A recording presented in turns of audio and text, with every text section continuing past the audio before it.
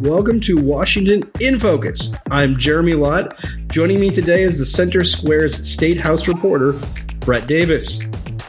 Two bills seeking to exercise some legislative oversight of the governor's powers during an emergency appear to be dead in the Washington state legislature, with neither receiving a public hearing halfway through the legislative session.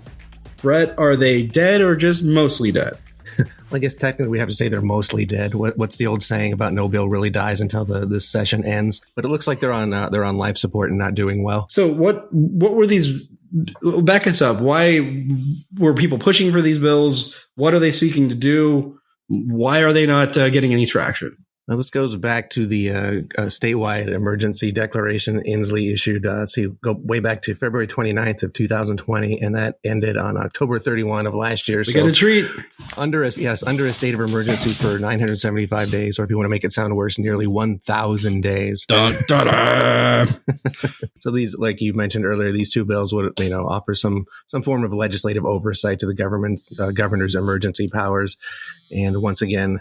Looks like they are not going anywhere this year. This will be like the fourth legislative session in a row in which emergency powers reform legislation has basically died. So it seems to be a trend as of late. So why are these bills? What is it about these bills that's so undesirable for them to pass? To my mind, there's nothing really egregious about the bills. I just think people seem to have lost interest because, the height of the COVID pandemic is over and the emergency restrictions have been lifted. So I don't think people are thinking about it as much. Yeah. And also, it seems to be that, the governor's office, they basically gave us a no comment on this. Is that correct? Right. So I asked the governor's officer to comment on this. And so I asked if he had any comment on this. And his no comment was, we previously said we'd take a deeper look and weigh in on the legislation if they were advancing through the legislature.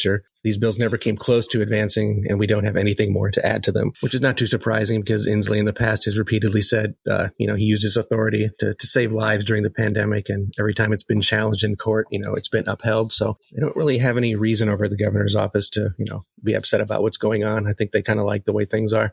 There were other states that passed, emergency powers reform. There are only actually a few holdouts that don't have some limits of the governor's ability to declare and unlimited or emergencies and then extend them indefinitely. So Washington State is not unique there, but a little rarefied. I was in Olympia earlier this week, and I talked to Senator Mark Mullet about one of the bills because he's one of the co-sponsors of the bills, and he basically said, with Inslee in office, he doesn't think there's any chance that emergency powers reform will pass. So I just don't understand the mentality there. Like the governor might veto it, so we shouldn't pass it. I don't know. I mean, I guess that's just part of the whole idea of a coalition.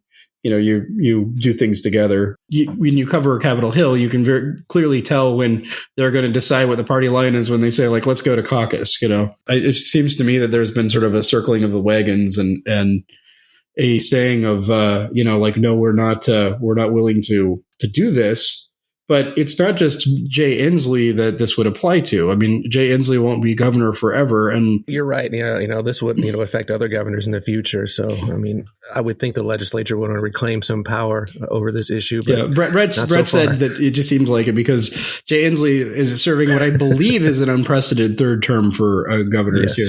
And and has he weighed in on whether is he going to run for re-election? That's been an ongoing question. I have not really heard anything about that. Okay. I haven't heard him say one way or the other. Yeah. I would be surprised if he ran again, but who knows? Yeah. I mean, it seems like some other Democrats would be, right around now kind of making noises about running, but I think that there's a lot of kind of wait and see going on. Yes, I think that is This accurate. is something that we've covered and that the Seattle Times have covered. The interesting thing was they only talked to Democrats, and we talked to some Democrats, or at least tried to, but a lot of Republicans weighed in on what their theories of whether he'd run again and what would that would do to the party. So have to keep our ear to the ground to see what we hear about that. Yes, indeed. Maybe we'll hear more about that after the session is over. Yeah. What are we looking at in terms of it's a 105-day session? Approximately how far into it are we right now? We're a little over halfway through session. Okay. So So it ends on April 24. Got it. And they typically end when they end, or how often do they run over? As of late, they have typically ended. There haven't been any special sessions recently. Okay. I know in the past it seemed like special sessions were happening all the time, so there was nothing really special about them. What's so special about your session, huh? In Maryland, I was the acknowledged ghostwriter of a biography for a former Speaker of the House and governor, and they had a requirement that you had to pass the budget, I think, by a certain time. And what they would do to get around that is they would have somebody literally just go and wind the clock back. Turn back time, as it were. And this was called out in a newspaper, and they decided that maybe we should stop. Anyways, okay, listeners can keep up with this story and more at thecentersquare.com. For Brett Davis, this is Jeremy Lott. Please subscribe, and thanks for listening. Freedom and liberty are important to all of us. If you're looking for civil, intellectual conversations with those shaping the future of freedom, try the Future of Freedom podcast with me, Scott Bertram. We speak with leaders across the country in the greater conservative and libertarian movements. In-depth conversations about where the next intellectual battles will happen across the country. It's the Future of Freedom podcast. Find it at americastalking.com or wherever you get your podcasts.